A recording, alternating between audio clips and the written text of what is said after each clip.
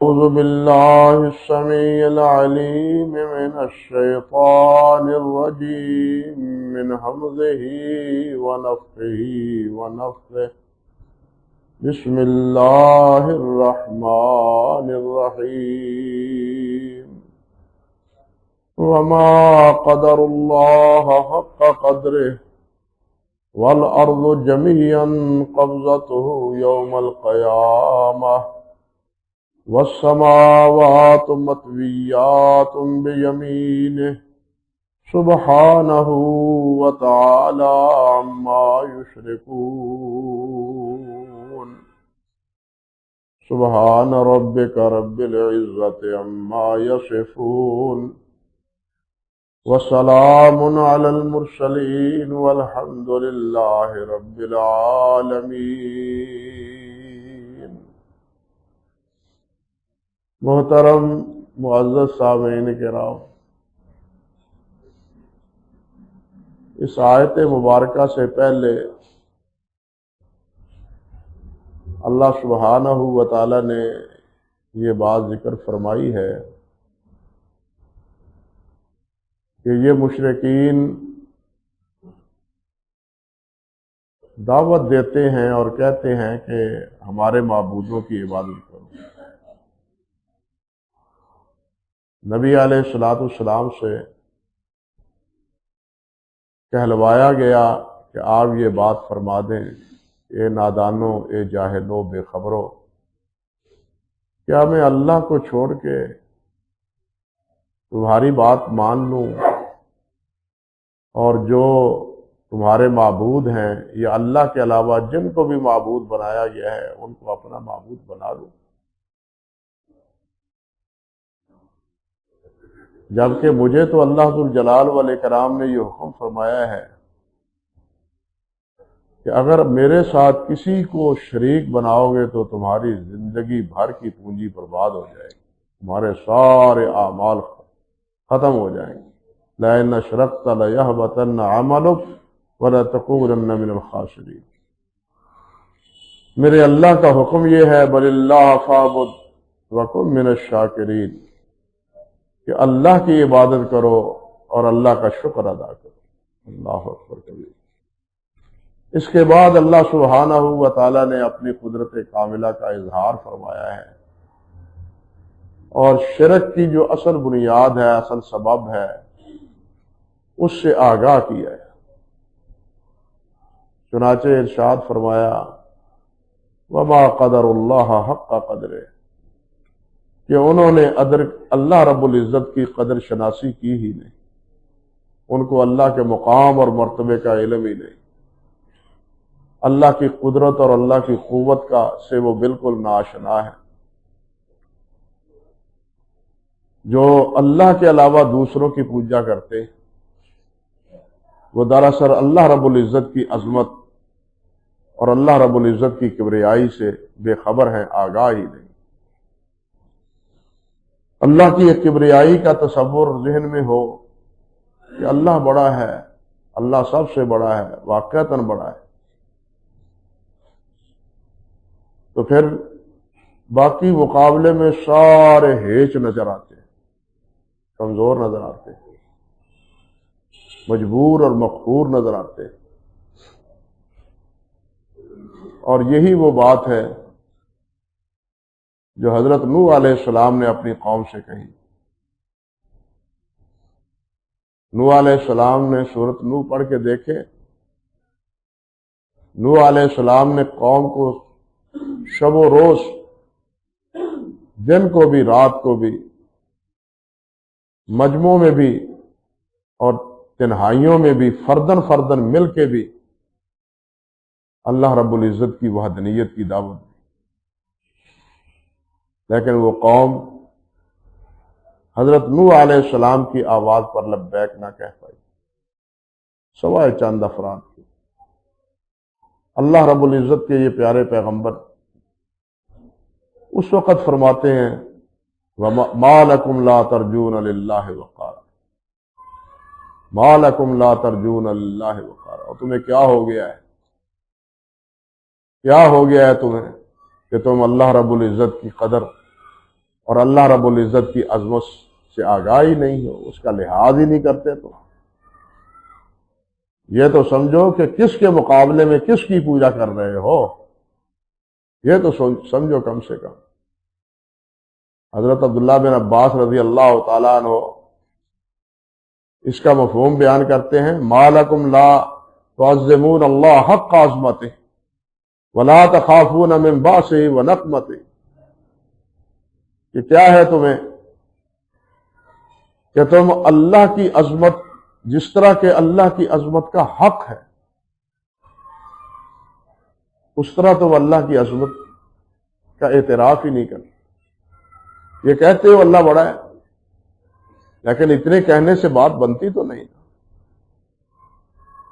ہم کہتے ہیں اللہ رب العزت سے ڈرتے ہیں، لیکن اتنی بات کہنے سے بات بنتی نہیں جب تک کہ عملاً اس کا مظاہرہ نہ کیا جائے۔ اللہ رب العزت نے آخر یہ جو بات فرمائی ہے، یا ایھا الذین آمنوا اتقوا اللہ حق تقاتہ،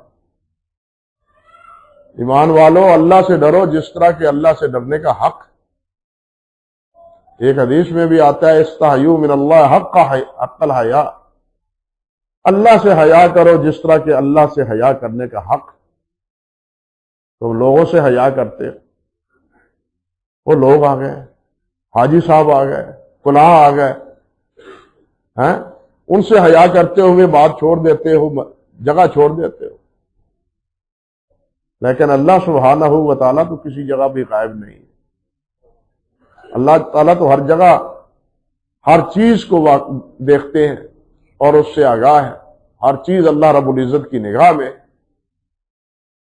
انسان بسا اوقات انسانوں کے ساتھ پاس سے گزر جاتا ہے اور اس کو یہ بھی خبر نہیں ہوتی کہ یہ کیا ہو رہا ہے، کیا ہو رہا ہے، وہ اپنی دھن میں اور اپنی لگن میں چلے جا رہا ہے، لیکن اس کو نہیں معلوم کہ کیا ہو رہا ہے یہاں بازار کے کنارے پر۔ لیکن اللہ سبحانہ و تعالیٰ کی یہ پوزیشن تو نہیں ہے۔ اللہ رب العزت تو ہر چیز سے آگاہ ہے، ہر چیز اللہ رب العزت کی نگاہ میں ہے، اور ہر چیز کی اللہ سبحانہ و تعالیٰ کو خبر ہے۔ اس لیے استحیوا من اللہ حق الحیاء، اتقوا اللہ حق تقاتہ، جس طرح اللہ سے ڈرنے کا حق ہے اس طرح ڈر۔ اللہ اکبر کبیرہ۔ یہی بات حضرت نوح علیہ السلام نے کہی، اور حضرت ابن عباس فرماتے ہیں، ما لکم لا تعظمون اللہ حق عظمتہ، جو اللہ کی عظمت کا حق ہے تم اس عظمت کا اقرار کیوں نہیں کرتے؟ اللہ اکبر۔ ولا تخافون من باسہ ونقمتہ، اور اللہ ذوالجلال کے عذاب سے اور اللہ ذوالجلال کی پکڑ سے تم خوف زدہ نہیں کیوں نہیں، ڈر تمہیں کیوں نہیں آتا؟ اللہ رب العزت کی پکڑ وہ بے آواز ہے، جب چاہتا ہے جس کو چاہتا ہے پکڑ لیتا ہے۔ اس کے لیے فوج نہیں چاہیے، پولیس نہیں چاہیے، اس کا ایک حکم چاہیے۔ قارون نکلا تھا نا اپنے کر و فر میں، اور لوگوں نے دیکھ کے کہا تھا، بعض نے کہا کاش کہ ہمیں بھی ایسا مال و دولت اللہ دیتا، دوسرے نے کہا ہم کو کیا بات کرتے ہو، اللہ رب العزت سے یہ نہ مانگو۔ ہوا کیا پھر، نتیجہ کیا نکلا؟ وہ کہتا تھا کہ میرے جیسا اور ہے کیوں نہیں، یہ سب میری کمائی کا نتیجہ ہے۔ اللہ سبحانہ و تعالیٰ نے زمین کو حکم دیا، چلو غرق کر دو اس کو زمین میں، وہ وہی غرق ہو گیا۔ اس کو ہتھکڑیوں کی ضرورت نہیں پڑتی، سپاہیوں کی ضرورت نہیں پڑتی، فوج کی ضرورت نہیں پڑتی، ایک حکم ہوتا ہے اور اس حکم پر انسان اپنی بربادی کو پہنچ جاتا ہے۔ فرماتے ہیں ولا تخافون من باسہ ونقمتہ، تم اللہ رب العزت کی پکڑ سے اور اللہ کے عذاب سے ڈرتے نہیں ہو۔ حضرت حسن بصری رحمۃ اللہ علیہ وہ اسی جملے کا معنی یہ بیان کرتے ہیں، ما لکم لا تعرفون اللہ حق معرفتہ، کہ تم اللہ رب العزت کی پہچان کیوں نہیں کرتے جس طرح کہ اللہ کی پہچان کا حق ہے۔ اللہ کی معرفت، اللہ کی پہچان اللہ کی عظمت، اللہ کی کبریائی، اصل میں جب یہ چیزیں قلب و فکر سے کمزور ہوتی ہیں تو پھر دوسرے بڑے نظر آنا شروع ہو جاتے ہیں، دوسرے بڑے شروع ہو جاتے ہیں۔ میں حیران ہوتا ہوں کہ اللہ کے علاوہ جن کی بھی پرستش ہوتی ہے وہ سب مخلوق ہے اور سب بنائی گئی، وہ سب مخلوق ہے اور سب بنائی گئی۔ فرشتے ہیں وہ بھی مخلوق ہیں، انبیاء ہیں وہ بھی مخلوق ہیں، اولیاء ہیں وہ بھی مخلوق ہیں، پتھر ہیں تو وہ بھی مخلوق ہیں، قبریں ہیں تو ان میں سونے والے اور ان میں بسنے والے وہ بھی مخلوق ہیں۔ ان کا دربار بنانے والوں نے بنایا، بلکہ دربار بنانے والے نے مجھے ایک دفعہ بتلایا کہ اس وقت تک دربار پر اینٹیں، قبر پر اینٹیں پوری طرح لگتی ہی نہیں جب قبر کے اوپر بیٹھ کر اینٹ نہ لگائی جائے۔ اب بتلاؤ، جب قبر بنائی جا رہی ہے کاریگر اس کے اوپر بیٹھا ہے، حالانکہ شرعی طور پر یہ درست نہیں ہے، قبر کے اوپر بیٹھنا، قبر کو ٹیک لگانا یہ درست نہیں ہے، لیکن اس کو معبود بنانے کے لیے اس کی قبر پر کر کے اس کی لیپا پوچھی کر رہا ہے۔ جب خوبصورت بن جاتی ہے تو پھر جناب اوہو پیچھا نہ کرو، پیچھا نہ کرو، اس کی تعظیم کرو، پھر تعظیمیں شروع ہو جاتی ہیں۔ جو چیز بھی ہے وہ مخلوق ہے اور بنائی گئی۔ اللہ وحدہ لا شریک ہے جو خالق ہے اور سب کا مالک ہے، اس کو کسی نے نہیں بنایا۔ قل هو اللہ احد اللہ الصمد لم یلد ولم یولد ولم یکن له کفوا احد۔ انسان جو بھی ہو، مخلوق جو بھی ہو، وہ مجبور اور مقہور ہے، جابر اور قاہر اور غالب وہ صرف اللہ وحدہ لا شریک۔ ہر انسان مجبور ہے، وہ اللہ کے فیصلوں کے سامنے مجبور ہے، وہ چاہے یا نہ چاہے، خواہے نہ خواہے، خواہی نہ خواہی، وہ اللہ کے فیصلے کو ماننے پر مجبور۔ فیصلہ چلتا کس کا ہے، حکم چلتا کس کا ہے؟ صرف اللہ وحدہ لا شریک۔ سب انسان، سب مخلوق کمزور ہے، طاقتور ہے تو صرف اللہ وحدہ لا شریک۔ ہر چیز کو فنا ہے، بقا اور دوام اور حیات دائمی ہے، ابدی ہے تو صرف اللہ وحدہ لا شریک۔ اللہ اکبر کبیرہ۔ اللہ سبحانہ و تعالیٰ نے فرمایا نا، اللہ اکبر، ہر چیز ہلاک ہونے والی ہے، ہر چیز پر موت آنے والی ہے، ہر چیز موت کا ذائقہ چکھنے والی ہے۔ وَيَبْقَى وَجْهُ رَبِّكَ ذُو الْجَلَالِ وَالْإِكْرَامِ۔ بقا ہے تو صرف اللہ وحدہ لا شریک کو۔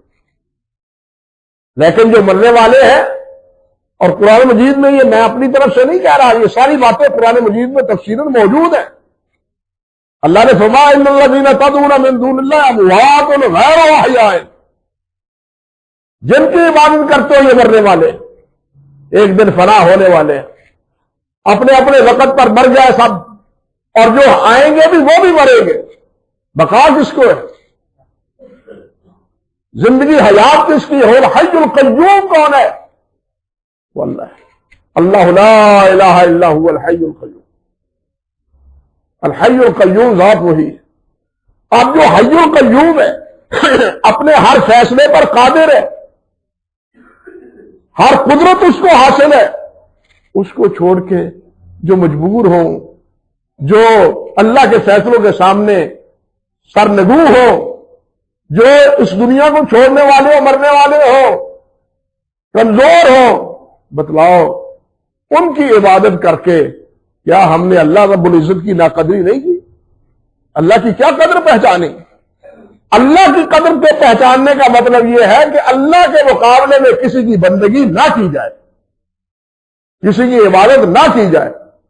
اگر کوئی کرتا ہے عبادت وہ اللہ کی قدر کو نہیں پہچانتا، وہ کہے میں اللہ کو مانتا ہوں، وہ کہے بھی میں اللہ کو مانتا ہوں، لیکن وما قدر اللہ حق کا قدر ہے۔ اللہ نے یہ نہیں کہا کہ وہ اللہ کو مانتے نہیں ہیں، سمجھیے بات، اللہ نے یہ نہیں فرمایا کہ وہ اللہ کو مانتے نہیں ہیں، اللہ نے یہ فرمایا کہ وہ اللہ کی قدر کو کما حق کو پہچانتے نہیں، اس لیے اللہ کو تو مانتے ہیں لیکن اللہ کے ساتھ دوسروں کو شریک بناتے ہیں، اس لیے کہ وہ اللہ کی عظمت کو سمجھتے نہیں، اللہ کے مقام کو جانتے نہیں۔ اللہ اکبر کبیر۔ نبی علیہ الصلوۃ والسلام کی حدیث مبارکہ، آپ کی ادعیہ، اگر اس پر ہی انسان غور کر لے تو بات آسانی سے سمجھ آ جاتی ہے۔ حدیث استخارہ معروف ہے، حضرت جابر فرماتے ہیں رضی اللہ تعالی عنہ کہ نبی علیہ السلام یہ دعائے استخارہ ہمیں ایسے سکھاتے تھے جیسے قرآن مجید کی کوئی سورت سکھاتے، اور فرماتے تھے کہ کوئی کام کرنا ہو تو اللہ سے مشورہ کر لیا کرو، اللہ سے مدد طلب کر لیا کرو، اللہ سے بات کر لیا کرو، 2 رکعت پڑھو، 2 رکعت پڑھ کے یہ دعا پڑھو۔ اب غور کیجئے کہ اس دعا میں الفاظ کیا ہے، ایک ایک جملہ ایک ایک خطبے کا تقاضا کرتا ہے، لیکن اختصاراً صرف معنی پر اکتفا کروں گا۔ اللہم انی استخیرک بعلمک، اے اللہ میں تجھ سے خیر طلب کرتا ہوں، بعلمک، تیرے علم کی بدولت، علم تیرے پاس، خیر تیرے پاس، علم بھی تیرے پاس ہے، خیر بھی تیرے پاس ہے۔ انی استخیرک بعلمک، میں خیر طلب کرتا ہوں تیرے علم سے، وَأَسْتَقْدِرُكَ بِقُدْرَتِكَ، اور تیری قدرت سے طاقت کا طلبگار ہوں۔ یا اللہ مجھے طاقت عطا فرما دے، وہ مجھے قوت عطا فرما دے، یہ جو میں کرنا چاہتا ہوں یہ کرنے کی مجھے توفیق عطا فرما دے۔ وَأَسْأَلُكَ مِنْ فَضْلِكَ الْعَظِيمِ، یا اللہ تیرا عظیم فضل تم سے مانگتا ہوں، فضل عظیم مانگتا ہوں تجھ سے۔ فَإِنَّكَ تَقْدِرُ وَلَا أَقْدِرُ، قادر تو ہے میں قادر نہیں ہوں۔ نبی علیہ السلام کیا سکھاتے ہیں، کیا پڑھتے پڑھاتے ہیں؟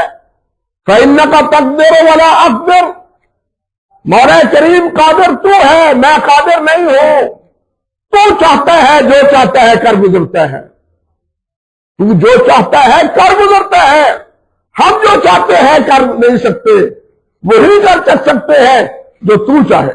وَمَا تَشَاءُونَ إِلَّا أَن يَشَاءَ اللَّهُ، تم تو چاہ بھی نہیں سکتے جب تک اللہ نہ چاہے کہ تمہارے دل میں یہ خیال آئے۔ فرمایا وَلْتَعْلَمُ وَلَا أَعْلَمُ، اللہ تو جانتا ہے میں نہیں جانتا، یہ کام کرنا ہے میں نے، میرے لیے نفع ہے نقصان کا باعث ہے مجھے کوئی پتہ نہیں۔ نبی علیہ السلام یہ فرماتے ہیں، ہم کہتے ہیں سب کچھ جانتے ہیں۔ انا للہ و انا الیہ راجعون، سچا کون ہے؟ حضرت محمد رسول اللہ سچے، نبی سچے ہیں، جو کچھ اس کے خلاف کہنے والے جھوٹے ہیں، جو بھی ہے وہ جھوٹے ہیں۔ اللہ کا نبی کہتا ہے وَتَعْلَمُ مَا وَلَا أَعْلَمُ، تو جانتا ہے مولا کریم میں نہیں جانتا۔ وَأَنْتَ عَلَّامُ الْغُیُوبِ، پوشیدہ باتوں کو جاننے والا بھی تو ہے، ظاہر باتوں کو جاننے والا بھی تو ہے، اور مخفی باتوں کو جاننے والا بھی تو ہے۔ اللہم ان کنت تعلم ان ھذا الامر خیر لی فی دینی ومعاشی وعاقبۃ امری فاقدر لی ویسر لی ثم بارک لی فیہ۔ اللہ اکبر کبیرہ۔ اللہ اگر تیرے علم میں یہ ہے کہ یہ معاملہ، یہ عمل جو میں کرنا چاہتا ہوں، یہ فیصلہ میرے بارے میں بہتر ہے، میرے دین کے اعتبار سے، میری معیشت کے اعتبار سے، میرے آخری انجام کار کے اعتبار سے، فقدر لی، یا اللہ اس کو میرا مقدر بنا دے، یہ کرنے کی مجھے توفیق عطا فرما دے، یہ کام میں کر لوں، یہ کام کر گزروں، وَيَسِّرْ لِي، اور میرے لیے اس کام کو سر انجام دینے کے لیے آسانیاں پیدا فرما دے، آسانیاں فرما دے۔ ثم بارک لی فی، پھر اس کام میں برکتیں فرما، کہ برکتیں نازل کرنے والا بھی تو ہے۔ فرمایا وَإِن كُنتَ تَعْلَمُ، اور اگر تیرے علم میں یہ ہے کہ ان ھذا الامر شر لی فی دینی، کہ یہ معاملہ میرے دین کے اعتبار سے شر ہے، اس میں خطرہ ہی خطرہ ہے، میرے معیشت میں، میرے انجام کار میں، یہ میرے حق میں نہیں ہے۔ فاصرفہ عنی واصرفنی عنہ، یا اللہ اس کو مجھ سے دور کر دے اور مجھ کا میرا رخ بھی اس سے بدل دے، میرا رخ بھی تو ہی بدلنے والا ہے، اور اس شر کو بدلنے والا بھی کون ہے؟ تو ہی ہے۔ آگے فرماتے ہیں والقدر واصرفنی والقدر فی الخیر حیث قال ثم ارزنی بہ، اور جہاں بھی خیر ہے یا اللہ وہ میرا مقدر کر دے اور پھر مجھے اس پر راضی کر دے۔ اندازہ کیجئے اس دعا میں نبی علیہ السلام نے کیا بتلایا ہے اور کیا سمجھایا ہے۔ خلاصہ یہی ہے کہ ہر چیز پر قادر کون ہے؟ اللہ ہے۔ ہر چیز کو جاننے والا کون ہے؟ اللہ ہے۔ ہر چیز کس کے اختیار میں ہے؟ اللہ کے اختیار میں۔ کاش کہ ہم یہ بات سمجھ لیں، لیکن ہم نے تو اختیارات بانٹ رکھے ہیں، اختیارات بانٹ رکھے ہیں۔ یہ اس کے اختیار میں ہے، یہ روزی دیتا ہے، یہ داتا ہے، یہ فلاں ہے، یہ فلاں ہے، اپنی طرف سے ان ہی الا اسماء سمیتموها انتم وآباؤکم ما انزل اللہ بہا من سلطان، تمہارے آباء و اجداد نے یہ نام رکھے ہیں، اللہ نے یہ نام نہیں رکھے۔ یہ قسمتیں سنوارنے والے، یہ فیض دینے والے، یہ رزق دینے والے، یہ نفع دینے والے، یہ بات توہمات ہے اور شیطانی وساوس۔ نفع دینے والے کون ہے؟ صرف اللہ ہے۔ منزل مقصود تک پہنچانے والے کون ہے؟ صرف اللہ ہے، اللہ کے علاوہ اور کوئی نہیں۔ آپ اسی آیت پر غور کیجئے، اللہ اکبر کبیرہ۔ اللہ فرماتے ہیں اور جن کو پکارتے ہیں نا میرے مقابلے میں، ذرا سوچو تو صحیح، والارض جميعا قبضته یوم القیامہ، یہ ساری زمین میری قیامت کے دن میری مٹھی میں ہوگی، میری مٹھی میں ہوگی۔ فرمایا والسماوات مطویات بیمینہ، اللہ کے دائیں ہاتھ میں سارے آسمان، ساتوں آسمان اللہ کے دائیں ہاتھ میں لپیٹے ہوئے ہوں گے۔ سورۃ الانبیاء میں اللہ نے فرمایا ہے یوم نطوی السماء کطی السجل للقطب، کہ قیامت کے دن آسمانوں کو ہم اس طرح لپیٹ دیں گے جس طرح کاغذوں کو لپیٹ دیا جاتا ہے۔ کاغذ کا رول بنا دیا جاتا ہے نا، رول، بڑا کاغذ ہوتا ہے پکڑنا آسان، اس کو رول بنا دے گا اللہ سبحانہ و تعالی۔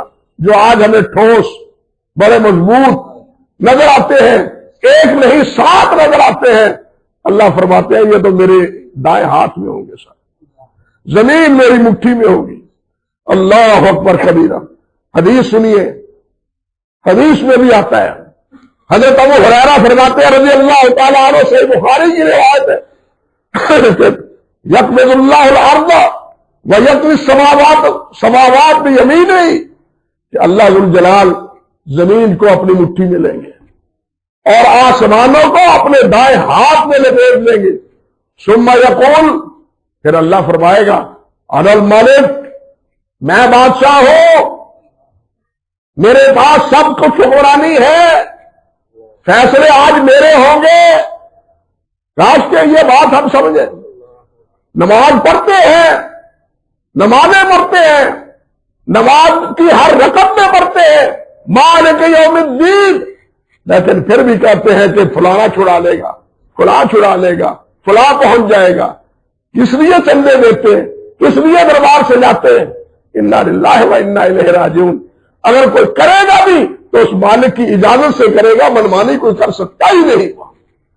یوم یقوم الروح والملائکۃ صفا لا یتکلمون الا من اذن له الرحمن، اللہ فرماتے ہیں کہ بات کرنا، کوئی فیصلہ کرنا، کسی کی حمایت کرنا تو خدا میری اجازت کے بغیر کوئی زبان بول بھی نہیں سکے گی۔ یوم یقوم الروح والملائکۃ صفا لا یتکلمون الا من اذن له الرحمن، جس کو اللہ اجازت دے گا وہ بولے گا، جس کو اللہ اجازت دے گا وہ بولے گا۔ اللہ اکبر کبیرہ۔ تو فرمایا، اللہ فرمایا انا الملک اینا ملوک العرش، آج کہاں ہے دنیا کے مالک بنے پھرتے تھے، بادشاہ بنے پھرتے تھے، شہنشاہ بنے پھرتے تھے، آج کہاں ہیں؟ کیوں نہیں بولتے؟ اللہ اکبر کبیرہ۔ اللہ نے دوسرے مقام فرمایا نا، اللہ فرمائے گا لمن الملک اليوم للہ الواحد القہار۔ آواز آئے گی، اللہ پوچھے گا کہاں ہے آج لمن الملک اليوم، آج کے دن بادشاہت کس کی ہے؟ اللہ کی۔ بھائیو آج بھی بادشاہت اللہ کی ہے، آج بھی بادشاہت اللہ کی ہے۔ قل اللہم مالک الملک تؤتی الملک من تشاء وتنزع الملک ممن تشاء۔ مالک الملک مولا تو ہے، جس کو چاہتا ہے ملک دیتا ہے، جس کو چاہتا ہے نہیں دیتا، چھین لیتا ہے اس سے، جس کو چاہتا ہے در در سے دور دور کروا دیتا ہے۔ جن کو سلامیں ہوتی ہے انہی کے، جن کے نغمے پڑے جاتے ہیں جناب ان کی مذمتیں ہونی شروع ہو جاتی ہیں۔ یہ سب کے کس کے اختیار میں ہے؟ اللہ کے اختیار میں ہے۔ کوئی انسان چاہتا ہے کہ میری مذمت میں کوئی آواز اٹھے؟ کوئی حکمران چاہتا ہے؟ کوئی بادشاہ چاہتا ہے؟ نہیں چاہتا۔ اللہ ذوالجلال نے سمجھایا ہے کہ قیامت کے دن تو سارے اختیارات میرے پاس ہیں، لیکن یہ اختیارات اللہ نے بتلایا ہے کہ دنیا میں بھی میرے پاس ہے، لیکن ہمیں سمجھ نہیں آتی۔ نہ دنیا میں نہ آخرت میں ہمیں یہ یقین ہی نہیں آتا، شیطان یقین کرنے ہی نہیں دیتا۔ ایک حدیث پڑھیے سنیے، حضرت عبداللہ بن عمر سے روایت ہے، مسند امام احمد میں فرماتے ہیں کہ نبی علیہ السلام نے یہی آیت مبارک برسر ممبر پڑھی۔ آپ ممبر پر تشریف فرما تھے اور یہی قرآن مجید کی آیت پڑھی، وما قدر اللہ حق قدرہ والارض جميعا قبضته یوم القیامہ والسماوات مطویات بیمینہ۔ یہ آیت تلاوت فرمائی نبی علیہ السلام نے، وَيَقُولُ هَكَذَا، اور نبی علیہ السلام فرماتے یوں، يُحَرِّكُهَا يُقْبِلُ بِهَا وَيُدْبِرُ، نبی علیہ السلام ہاتھ کو ایسے گھماتے، ایسے فرمایا کہ اللہ ذوالجلال اس زمین کو ایسے گھمائے گا، یہ مٹھی میں پکڑا ہوا آسمان اس کو اللہ ایسے گھمائے گا، وَيُمَجَّدُ الرَّبُّ نَفْسَهُ، اور اللہ ذوالجلال اس وقت اپنی بزرگی، اپنی عظمت کا اظہار فرمائے گا اور کہے گا انا الجبار، انا المتکبر، انا المالک، انا العزیز، انا الکریم۔ اللہ اکبر کبیر۔ فرمائے گا میں جبار ہوں، سب پر غالب ہوں، سب مغلوب ہے، کوئی بول نہیں سکتا۔ انا المتکبر، میں سب سے بڑا ہوں، سب حقیر اور ذلیل ہے آج۔ وانا المالک، میں بادشاہ ہوں، سب محکوم ہے۔ وانا العزیز، میں غالب ہوں۔ وانا الکریم، اور میں بخشنے والا بھی ہوں۔ یہ سارے اختیارات آج میرے پاس۔ فرمایا فرجف برسول اللہ صلی اللہ علیہ وسلم المنبر۔ اللہ صحابی فرماتے ہیں کہ نبی علیہ السلام اور منبر مبارک آپ اس طرح زور سے بازو ہلا رہے تھے کہ منبر سمیت نبی علیہ السلام بھی اور منبر بھی ہل رہے تھے، اور ہم خطرے میں تھے۔ قلنا لیخرن بہ، ہمیں خطرہ محسوس ہوا کہ منبر سمیت نبی علیہ السلام نیچے گر نہ پڑے۔ اللہ اکبر کبیرہ۔ یہ ہے جس کا حدیث میں نبی علیہ السلام نے نمونہ بنا کے دکھایا صحابہ کرام کہ اس طرح قیامت کے دن یہ زمین اور یہ آسمان اللہ ذوالجلال کی مٹھیوں میں ہوں گے، اور جو اتنا مالک ہو، اتنا قوی ہو، اتنا قادر ہو، اب اس کے مقابلے میں ہے افغیر اللہ تعبرونی اعبد ایھا الجاہلون، او جاہلو تم مجھے کہتے ہو کہ اس اللہ کے علاوہ دوسروں کی عبادت کرو۔ انا اللہ و انا الیہ راجعون۔ اللہ فرماتے ہیں سبحانہ وتعالی عما یشرکون۔ سبحانہ، اللہ پاک ہے، ہر عیب سے پاک ہے، ہر عیب سے پاک ہے، ہر نقص سے پاک ہے، ہر کمزوری سے پاک ہے۔ اللہ میں کوئی کمزوری نہیں ہے، اور سب سے بڑی کمزوری یہ ہے، سب سے بڑا عیب یہ ہے کہ کہا جائے کہ اللہ سبحانہ و تعالیٰ کی اولاد ہے اور اللہ ذو الجلال کا شریک، حتیٰ کہ نبی علیہ السلام نے فرمایا کہ اللہ ذو الجلال فرماتے ہیں یسبنی ابن آدم، یسبنی ابن آدم، اور آدم کا بیٹا ہو کے مجھے گالی دیتا ہے، مجھے گالی دیتا ہے۔ اور ایک حدیث میں فرمایا کہ مجھ سے بڑا صبر کرنے والا کوئی نہیں۔ اللہ فرماتے ہیں مجھ سے بڑا صبر کرنے والا کوئی نہیں، مجھ کو گالی دیتا ہے یہ ابن آدم، آدم کا بیٹا گالی دیتا ہے، کیا کہتا ہے؟ اتخذ اللہ ولدا، اللہ کی اولاد ہے، اللہ کے بیٹے ہیں، اللہ کی بیٹیاں ہیں، فرشتوں کو اللہ کی بیٹیاں کہتے تھے، عیسیٰ علیہ السلام کو اللہ کا بیٹا کہتے تھے، عزیر علیہ السلام کو اللہ کا بیٹا کہتے تھے۔ فرمایا کہ یہ مجھے گالیاں دیتا ہے، یہ گالی ہے اور یہ عیب ہے، یہ نقص ہے۔ انسان کا نقص یہ ہے کہ اس کی اولاد نہ ہو، اللہ کا نقص یہ ہے کہ اس کی اولاد ثابت کی جائے۔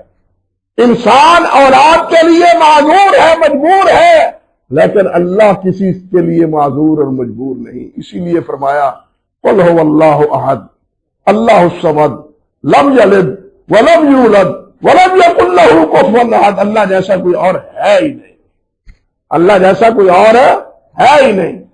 اور یہاں بھی آخر میں کیا فرمایا؟ سبحانہ، اللہ پاک ہے ہر عیب سے، ہر نقص سے اور ہر کمزوری سے۔ جو اللہ کے علاوہ دوسروں کی پرستش کرتے ہیں وہ اللہ کو ماننے کے باوجود اللہ کو کی طرف عیب لگاتے ہیں، عیب ناک کرتے ہیں اللہ کو، کہ اللہ سے سارے کام خود نہیں ہوتے۔ اللہ نے جس طرح ایک آدمی اس سے دکان اکیلی نہیں ہو پاتی، وہ اپنا شریک بنا لیتا ہے، حصے دار بنا لیتا ہے، اتنے حصے میں تم میرے پارٹنر بن جاؤ۔ انہوں نے بھی معاذ اللہ کو کمزور سمجھ کے اللہ کے حصے دار بنا رکھے، انا للہ و انا الیہ راجعون، حصے دار بنا۔ اللہ تعالیٰ اس قسم کی گمراہی اور حماقت سے اللہ تعالیٰ محفوظ رکھے۔ فرمایا وَتَعَالَىٰ عَمَّا يُشْرِكُونَ، اللہ بہت بلند ہے، بالا تر ہے، بہت عالی شان ہے ان لوگوں سے جو شرک کرتے ہیں۔ جو شرک کرتے ہیں وہ تو سمجھتے ہیں کہ ان کے اختیارات میں بہت کچھ ہے، لیکن اللہ فرماتے ہیں ان کے اختیارات میں میں نے تو کچھ دیا نہیں، تم کون ہوتے ہیں ان کو اختیارات دینے والے؟ ایک جگہ اللہ ذو الجلال فرماتے ہیں کہ تم مجھے بتلاتے ہو کہ یہ میرے شریک ہے، میں نے تو ان کو اپنا شریک نہیں بنایا۔ اطلبتون اللہ، کیا تم اللہ کو بتلاتے ہو کہ یا اللہ تیرے شریک ہے؟ انا للہ و انا الیہ راجعون۔